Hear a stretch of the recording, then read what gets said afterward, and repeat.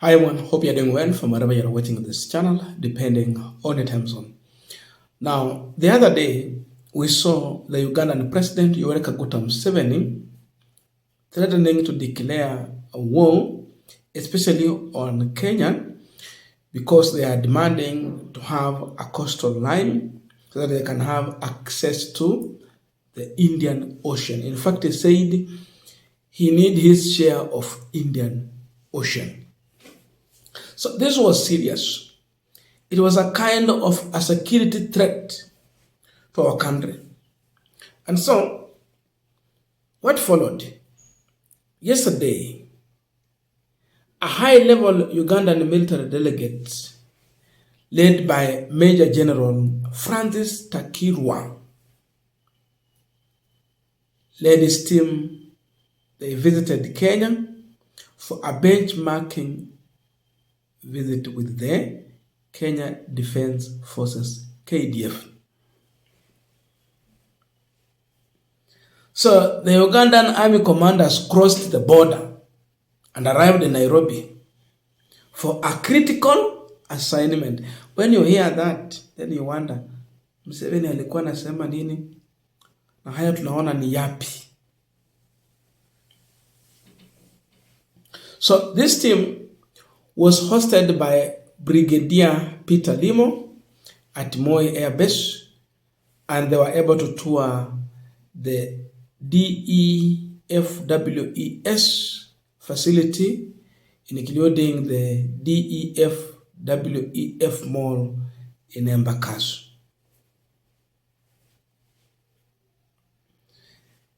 They are here to do a benchmarking, how to deal with the welfare of the military. We have the veterans, they have retired some. How do you take care of them and all of that? This is what our KDF was able to share on their verified social media account. UPDF delegation visited Kenya Defense Forces Welfare Services. A delegation from the Uganda People Defense Forces, UPDF, conducted a benchmarking visit to Kenya Defense Forces Welfare Service, DEFWES,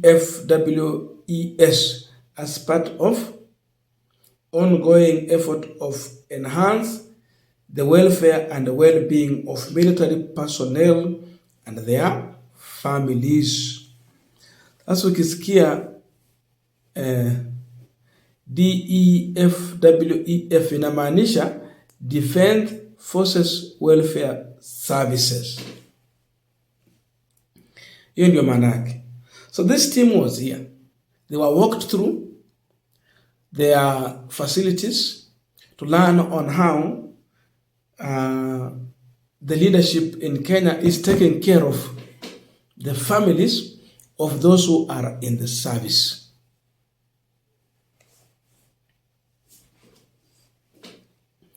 Uganda, they are trying to look on a way of dealing with this issue of comprehensive approach to military welfareness and the veteran care and the post-service support system for their military team.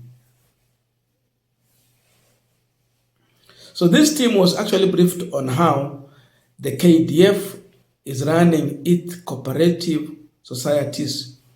Wako nazo kadhaa.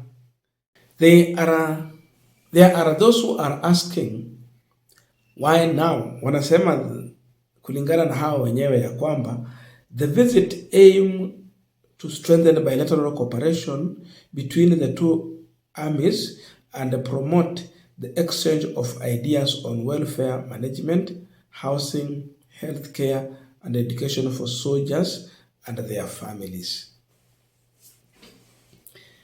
Hiyo ndio kiini wamekuja kulingana na what the KDF want the public to know. This is what the leadership from Uganda had to say after that. after the benchmarking.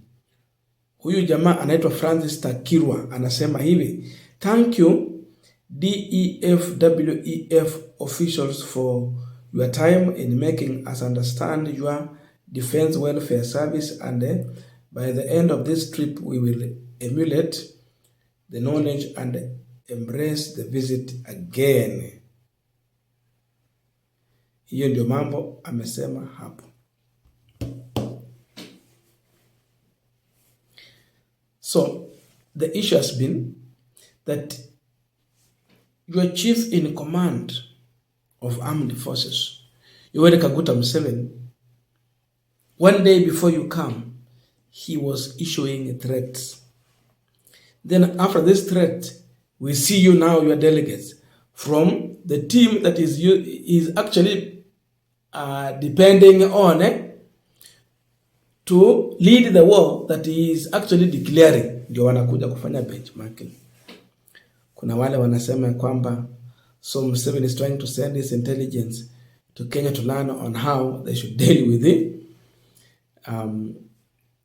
the issue of staging a fight to demand a share of Indian Ocean. And in the previous video, which we will not play here again, I said that Museveni is trying to use his statement politically to save him. Museveni's statement seems to look good to Ugandan people. It can be celebrated. So it is coming at a time when they have an election. It's a coming election. He's trying to appeal to Ugandans that he can fight for them. He is there to defend what is for them and demand more what belongs to them. So he comes out more of a person who actually carries the bigger image of the country and the only person who can save Uganda. That statement, to some extent, it was political.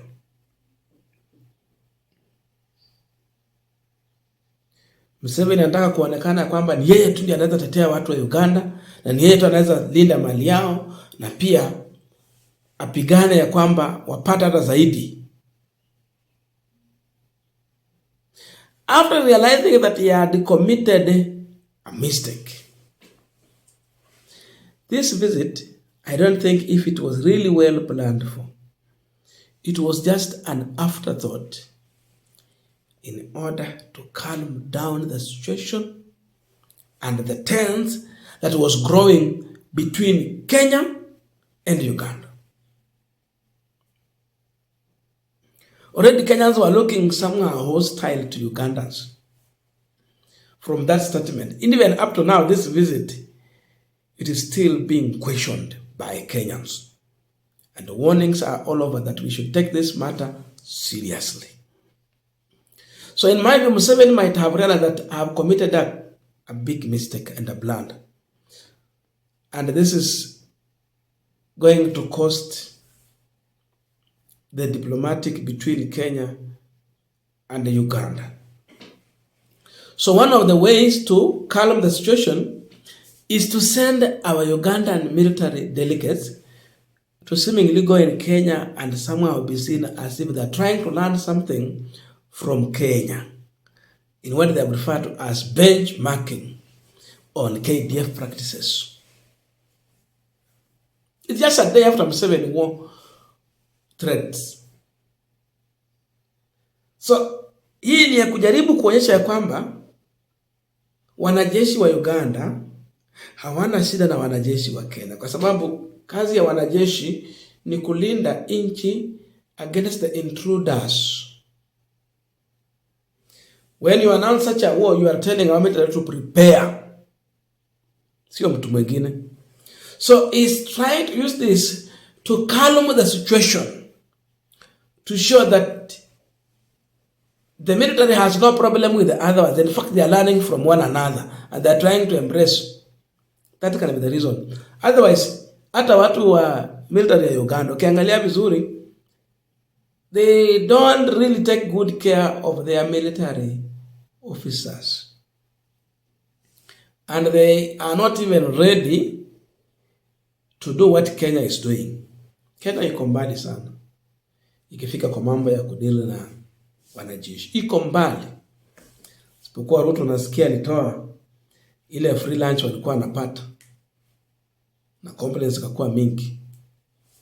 But to some extent they are very independent here. They run their programs, they make their profit, they take care of their veterans and all that. But the aim, in my view, was to calm the situation, but not really a serious benchmarking. Timing can tell it all. I don't know your views. So please let us better in the comment section so that we can continue with this Punchline discussion. Thank you so much and see you in our next video.